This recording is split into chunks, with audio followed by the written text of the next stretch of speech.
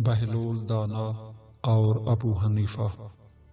بہلول دانا اور ابو حنیفہ کے درمیان دلچسپ مکالمہ۔ ایک مرتبہ حضرت بہلول دانا کا عذر ابو حنیفہ حنفی فرقے کے بانی کی مجلس سے ہوا۔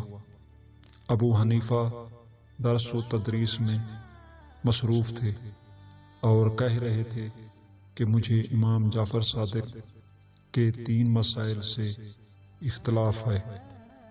نمبر 1، امام جعفر صادق کہتے ہیں کہ قیامت کے دن ابلیس کو دوزخ کی آگ میں ڈالا جائے گا، لیکن میں اس بات سے اتفاق نہیں کرتا کیونکہ ابلیس کی پیدائش آگ سے ہوئی، بھلا آگ کو آگ کیا جلائے گی۔ نمبر 2، امام جعفر صادق کہتے ہیں کہ خدا کا دیدار محال ہے، لیکن میں اس مسئلہ میں ان سے اختلاف رکھتا ہوں کیونکہ خدا موجود ہے اور ہر صاحب وجود قابل رؤیت ہے۔ نمبر 3، امام جعفر صادق کہتے ہیں کہ انسان فاعل مختار ہے، جبکہ میں یہ کہتا ہوں کہ بندے اپنے افعال کے خالق نہیں ہیں، تمام افعال من جانب اللہ تعالیٰ کی طرف سے ہے۔ حضرت بہلول دانا نے ابو حنیفہ کے تینوں مسائل غور سے سنے اور ایک مٹی کا ڈھیلا اٹھا کر ابو حنیفہ کو مارا اور بھاگ نکلے۔ مٹی کا ڈھیلا ابو حنیفہ کی پیشانی پر لگا اور ابو حنیفہ کو سخت تکلیف محسوس ہوئی۔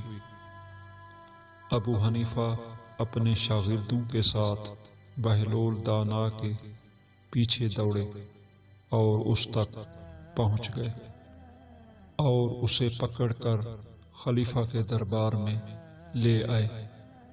بہلول دانا نے خلیفہ کے دربار میں پوچھا کہ تم مجھے کیوں پکڑ کر یہاں لائے ہو؟ آخر میں نے تمہارا کیا بگاڑا ہے؟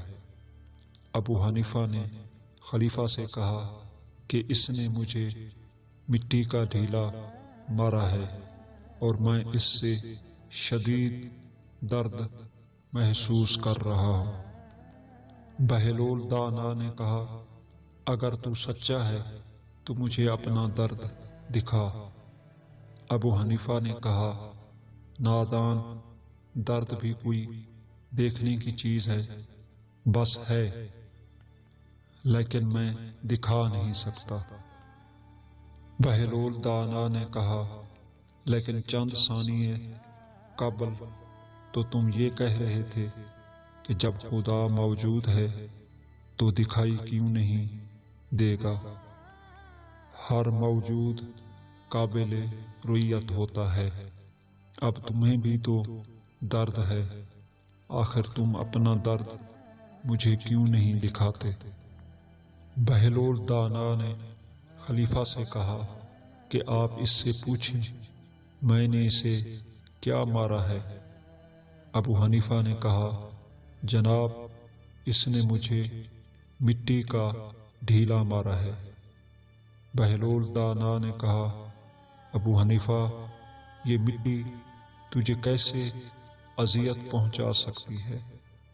تو بھی تو خود مٹی سے بنا ہوا ہے، اور تم ابھی یہ کہہ رہے تھے کہ ابلیس کو دوزخ کی آگ کیسے جلائے گی، کیونکہ ابلیس کی پیدائش آگ سے ہوئی ہے، اور آگ کو آگ کیسے جلائے گی؟ پھر بہلول دانا نے کہا کہ خلیفہ صاحب، میں بالکل بے گناہ ہوں، یہ لوگ مجھے ناحق سزا دلانا چاہتے ہیں۔ ابو حنیفہ نے کہا کہ تم نے مجھے ڈھیلا مارا، تم بے گناہ کیسے قرار پا سکتے ہو؟